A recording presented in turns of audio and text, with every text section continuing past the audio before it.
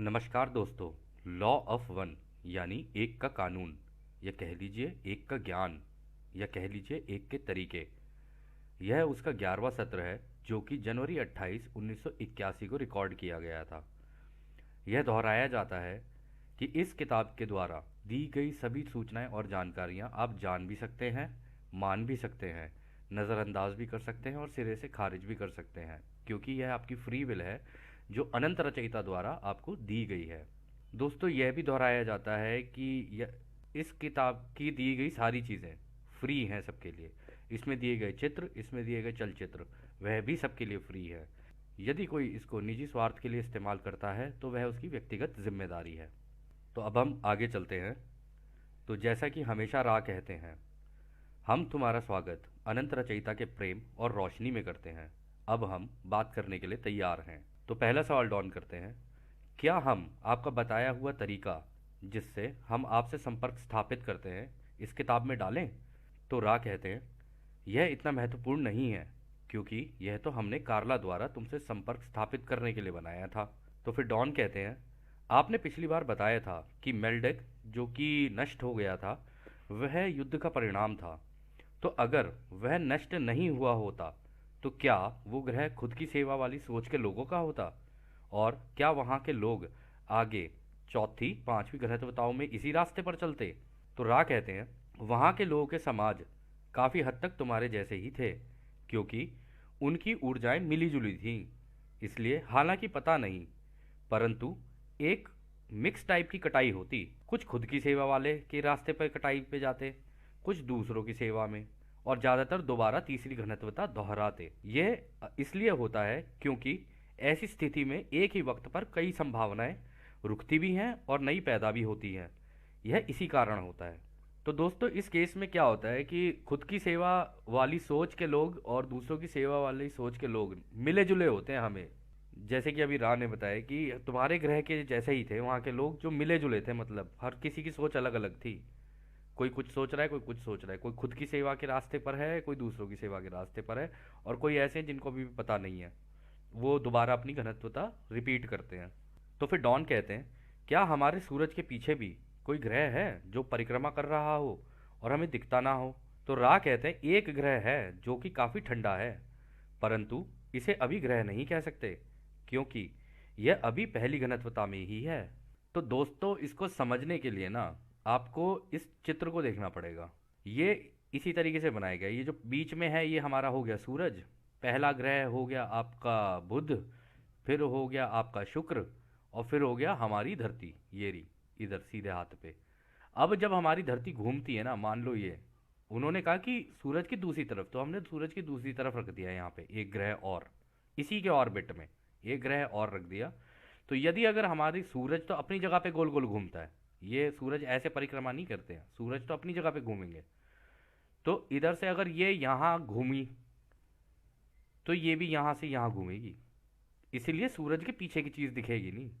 यदि ये यहाँ से यहाँ गई तो ये भी यहाँ से यहाँ घूमेगी, इसीलिए दिखेगी नहीं। दोनों एक दूसरे को देख नहीं पाएंगे, परंतु सूरज के पीछे की तरफ है। तो यही बात रा यहाँ पे कहना चाह रहे हैं। तो अगला सवाल डॉन करते हैं, जैसे कि अब हमारा युग खत्म हो रहा है और कटाई नज़दीक है, तो क्या ऐसी स्थिति है कि कोई इस ग्रह से दूसरे चौथी घनत्वता के ग्रह पर जाए जो कि खुद की सेवा वाले का हो? तो रा कहते हैं, हाँ, ऐसी संभावनाएं हैं कि ऐसे कुछ लोग कटाई के बाद ऐसे ग्रह पर जाएं, हालांकि ऐसे कम ही हैं। तो डॉन कहते हैं, क्या आप हमें हिटलर के बारे में बता सकते हैं कि उसे क्या हुआ? तो रा कहते हैं, अभी उसकी आत्मा की हीलिंग या इलाज चल रहा है तुम्हारे मिडल एस्ट्रल प्लेन में, जो कि तुम्हारे ग्रह की ऊर्जाओं में है। वह बहुत ही घबराया हुआ था, कह लो भ्रमित हो गया था। हालांकि उसे पता था कि शारीरिक रूप से वह मर चुका है, फिर भी उसकी वह आत्मा का ध्यान से इलाज हो रहा है। तो दोस्तों, इवन हिटलर भी देखो आप कितना क्रूर था, बहुत ज़्यादा क्रूर, उसकी भी आत्मा का इलाज हो रहा है, क्योंकि जब उसने शायद अपने आप को गोली मारी होगी तो हो सकता है कि एकदम से उसको लगा होगा कि ये क्या हो गया अचानक से, अभी तक तो सही, अभी तक तो मैं जीत रहा था, ये अचानक से गोली मार के यहाँ कैसे आ गया अपने आप को। तो अगला सवाल डॉन करते हैं, क्या हमारे इतिहास में कोई ऐसा था जो चौथी घनत्वता के खुद की सेवा वाले ग्रह पर गया हो या कोई जा रहा हो? तो रा कहते हैं, ऐसे कुछ ही हैं, हालांकि कुछ ऐसे हैं जिन्होंने छठी और सातवीं से लेकर आठवीं घनत्वता को प्राप्त किया है। यह अनंत बुद्धिमानी की घनत्वता है, और यदि वो चाहे तो कभी भी अपनी कटाई करवा सकता है। मतलब दोस्तों ये है कि छठी घनत्वता जो होती है ना, मतलब अभी तो हम तीसरी में हैं, तीसरी के बाद चौथी आती है, पांचवी आएगी, छठी आएगी, तो ऐसे करते करते सातवीं भी आती है, फिर आती है आठवीं। अब आपको पता चलेगा कि आठवीं घनत्व क्या होती है, वो आगे देखेंगे हम। तो वो कह रहे हैं कि आठवीं घनत्वता ही होती है जहाँ पे अनंत बुद्धिमानिता होती है, सब कुछ सारी नॉलेज वहीं होती है, पूरे ब्रह्मांड की, यानी रचयिता का ज्ञान। तो डॉन कहते हैं, क्या आप इनके इतिहास के नाम बता सकते हैं? तो रा कहते हैं, एक का नाम तारस बुल्बा था, एक चंगेज खान, और एक रासपुतीन। ये तीन नाम थे। तो डॉन कहते हैं, उन्होंने यह प्राप्ति कैसे की, इसके लिए क्या आवश्यक था? तो रा कहते हैं, उनको अटलांटिस की चीज़ें याद थीं, कि अपनी ऊर्जा चक्रों का इस्तेमाल कैसे किया जाता है, कि अनंत बुद्धिमानिता को प्राप्त कैसे किया जाता है। तो डॉन कहते हैं, क्या इसकी वजह से उनके पास जादुई शक्तियां आई, क्या वो असाधारण चीज़ें कर सकते थे? तो रा कहते हैं, हाँ ये ठीक है, पहले दो ने तो इसका ज़्यादा इस्तेमाल नहीं किया, यानी तारस बुल्बा और चंगेज खान ने। हालांकि वह पूरी तरह से खुद की सेवा के रास्ते पर झुके हुए थे और अनुशासित तरीके से कोई मौका नहीं छोड़ा कि इसको दुगना और चौगुना करें। तीसरे वाला जानबूझकर बिना किसी मौके को छोड़े खुद की सेवा के रास्ते पर चला। तो मतलब ऐसा नहीं है दोस्तों, एक तो होता है इच्छा, एक होता है जानबूझकर करना, कि हाँ मुझे पता है ये तरीका और मैं इसको जानबूझ के कर रहा हूँ। तो मतलब तीसरा वाला जो था ये रासपुतीन, इसने जानबूझ के किया, बाकी दोनों जीत के चक्कर में कि जी जीतना है इस तरीके से, उस चक्कर में हुआ ये सारा का सारा जो भी है। जीतना मतलब क्या, आपको पता ही होगा चंगेज खान और इसका तारस बुल्बा का, आप देख लेना यदि आपकी इच्छा हो तो। डॉन कहते हैं, ये लोग अभी कहाँ हैं? तो रा कहते हैं, यह अभी चौथी घनत्वता में हैं, इसलिए समय और जगह अलग अलग हैं। अभी वह खुद की सेवा के चौथी घनत्वता के तौर तरीकों को सीख रहे हैं। एक ओरियन समूह में है, एक कैसियोपिया में है, और एक दक्षिणी क्रॉस में है। तो दोस्तों अगर आप देखना चाहें कि ये ओरियन समूह और ये कैसियोपिया और ये दक्षिणी क्रॉस क्या है, तो यदि आप आसमान की तरफ देखें ना, तो आपको आसमान की तरफ ऐसे दिखेंगे। ये ओरियन समूह है, मतलब एक तारा इधर, एक तारा इधर, तीन तारे बीच में, एक तारा इधर, एक तारा इधर। तो ये ओरियन का समूह है पूरा का पूरा। ठीक है। इसी तरीके से साउदर्न क्रॉस जो है वो आसमान में कुछ इस तरीके से दिखता है, बिल्कुल क्रॉस लगेगा ऊपर से नीचे, लेफ्ट से राइट ऐसे, और एक तारा यहाँ बीच में होगा। तो ये बीच में से पूरा ऐसे बन रहा होता है, ठीक है ना। और एक होता है ऐसे, कैसियोपिया, ये ऐसे ऐसे ऐसे, मतलब ऊपर से नीचे, फिर राइट, फिर नीचे, फिर ऊपर, ऐसे करके ये कैसियोपिया है। यदि आप अपने आकाशों में देखना शुरू करें ना, तो ये आपको दिख जाएंगे। और ये भी संभावना है कि यदि आप आकाश में देखें तो कुछ चलते हुए तारों जैसी कोई चीज़ दिखे, तो ये भी है कि ये भी हो सकता है कि महासंघ के लोग आपके आसपास आ गए हों, मतलब जो रचयिता की सेवा में है, जो महासंघ, जिनके बारे में रा बात कर रहे हैं कि हम महासंघ के हैं। तो खैर अगला सवाल डॉन करते हैं, ये ओरियन समूह में कौन है? तो रा कहते हैं चंगेज़ खान। तो डॉन कहते हैं, वह अभी वहाँ क्या काम कर रहा है? तो रा कहते हैं, वह अभी रचयिता की ही सेवा कर रहा है। तो दोस्तों चाहे नकारात्मक सोच का हो या सकारात्मक सोच का हो, कोई भी व्यक्ति अंत में सेवा तो रचयिता की ही हो रही होती है, क्योंकि ये इसमें बस दो चीज़ों का वो होता है, एक को रचयिता का ज्ञान होता है, दूसरा अज्ञानता में कर रहा होता है, यही दोनों फर्क है। तो डॉन करते हैं अगला सवाल, क्या आप हमें नहीं बता सकते कि वह वास्तविकता में वहाँ क्या कर रहा है? तो रा कहते हैं, हम पहले यह बता दें कि सभी इन समस्त ब्रह्मांडों में रचयिता की ही सेवा देते हैं। तो दोस्तों अंत में चाहे हम सेवा लें या दें, कुछ भी करें, एंड में हो रही सेवा, जो सेवा होती है, जो सर्विस होती है ना, वो रचयिता को ही हो रही होती है, मतलब सारा अनुभव रचयिता को ही मिल रहा होता है। यह अनुभव का खेल है, रचयिता अनुभव ले रहे होते हैं, जो अनुभव हम ले रहे होते हैं वही रचयिता ले रहे होते हैं, ये बिल्कुल ऐसा है। तो आगे रा कहते हैं, चंगेज़ खान अभी एक हल्के शरीर के रूप में है और चपड़ासी का काम कर रहा है। उसका काम धर्म योद्धाओं को दिमाग को कब्जा लेने वाली तकनीकियां या कह लो टेक्नोलॉजी बनाने का सामान देने का है। यह एक विमान या जहाज का चपड़ासी है तो दोस्तों देखो, इतना क्रूर व्यक्ति और बना क्या चौथी गणतवता में जाके चपड़ासी। लेकिन जैसे इन्होंने कहा ना, ये हल्के शरीर के रूप में है। आपने शायद पता नहीं देखी हो, वो फिल्म देखी हो या नहीं देखी हो। एक फिल्म आई थी प्रेडेटर, बहुत पहले आई थी, ठीक है ना। उसके अंदर जो था ना, ये मतलब हल्का शरीर बिल्कुल उस तरीके का होता है, गायब होके। तो इनके पास टेक्नोलॉजी ऐसी होती है, गायब होके भी चल सकते हैं, मतलब हल्के शरीर होते हैं इनके। यहाँ पे बोला गया ना धर्म योद्धाओं, तो ये जो ओरायन ग्रुप है ना, ये ओरायन समूह जो है, ये अपने आप को धर्म योद्धा बोलता है कि जी मैं धर्म योद्धा हूँ। लेकिन ये धर्म योद्धा नहीं है, धर्म के पूरा विरुद्ध काम करते हैं ये। तो रा कहते हैं वह इससे पहले कि एक ग्रह के सभी समाज के समूह एक हो जाएं, या कह लो एक सोच के हो जाएं, उनमें फूट डालकर उस ग्रह को जीतने की कोशिश करते हैं। तो अगला सवाल डॉन करते हैं, कब एक समाज या समूह एक सोच का होता है? तो रा कहते हैं जब एक समाज के सभी लोग निरंतर एक ही दिशा में सत्य की खोज में आगे निकलें, जब सभी गुटों के या समाज के लोगों की दिमाग की जड़ तक एक ही सोच हो जाए, तब इसको सामाजिक सोच कहते हैं। इसका फायदा यह होता है कि सभी पूरे समाज की बेहतरी का सोच रहे होते हैं, बिना किसी भेदभाव के, और सभी एक ही सत्य की खोज पर निकलते हैं, तो सभी को लाभ होता है। तो अगला सवाल डॉन करते हैं, इसका मतलब यह ओरियन समूह के लोग यहाँ हमारे ग्रह के लोगों के दिमागों पर कब्जा पाने आते हैं, वो ये कैसे करते हैं? तो रा कहते हैं उनको भी कुछ भी करने की आज़ादी के कानून का पता है। वो ये देखते हैं कि उन्हें कौन बुला रहा है, तो उनसे संपर्क करते हैं। फिर जो बुलाते हैं वो उनसे उनके तौर तरीके सीख कर और उनकी समझ से जो एक का ज्ञान है उसका मार्गदर्शन पाते हैं, जो कि खुद की सेवा का होता है। फिर वे लोग एलीट बन जाते हैं। फिर वह ऐसी परिस्थितियां बनाते हैं कि उस ग्रह के सारे लोग अपनी खुद की इच्छा से उनके गुलाम बन जाएं। तो अगला सवाल डॉन करते हैं, क्या आप किसी एक ऐसे व्यक्ति का नाम बता सकते हैं जो इन धर्म योद्धाओं को बुलाते हैं?